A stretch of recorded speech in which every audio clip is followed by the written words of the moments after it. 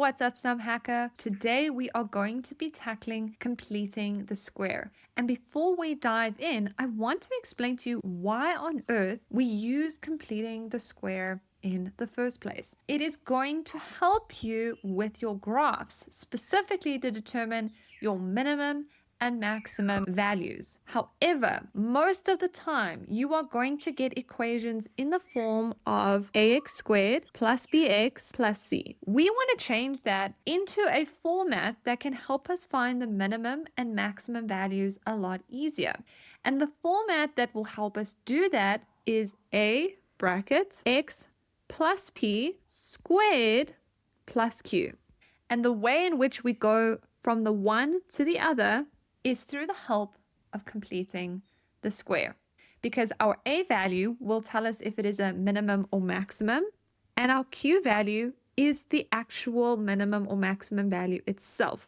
So if a is positive, then we are working with a minimum value. But if a is negative, then we are working with a maximum value. And then our actual q value will be the min or max. So now let's dive into a question to help you see what I mean practically. The first thing I want to do is take the coefficient of x, multiply it by a half, and then square that bracket. And that is going to give me positive 9.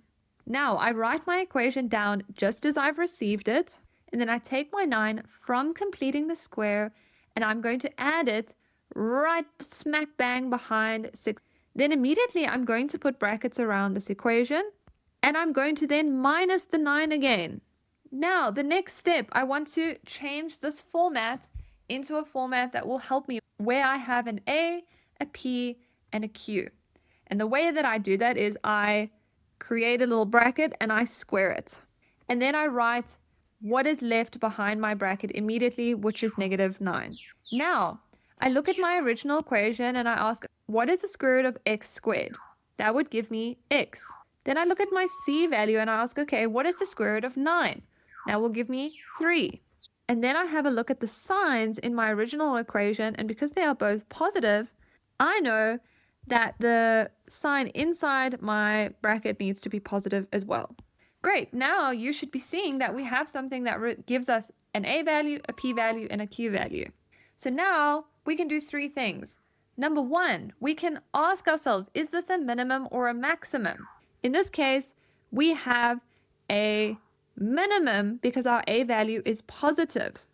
And if you're not sure where the a value is, there is actually an invisible 1 in front of the bracket. And that invisible 1 is positive. The second thing we can do is find what is the actual minimum value. And we know that q is the minimum value, so q is equal to negative 9. It's important here, you have got to take the sign with it. And then the third thing that we can do, we can ask ourselves, okay, for which values of x can the minimum or maximum value be obtained? So because we have a bracket squared here, we don't need to write both brackets exactly the same, just write the 1. Now we want to solve for x, and the way we do that is we take the 3 over the equal sign and change the sign. So we're going to be left with x is equal to negative 3. And that then is your answer, where you have now determined whether or not you have a minimum or maximum value, what that actual minimum or maximum value is, in this case it's negative 9, and then for which values of x will your minimum or maximum values be obtained. In this case, it's where x is equal to negative 3. So well done, Sum Hacker, that is it for today.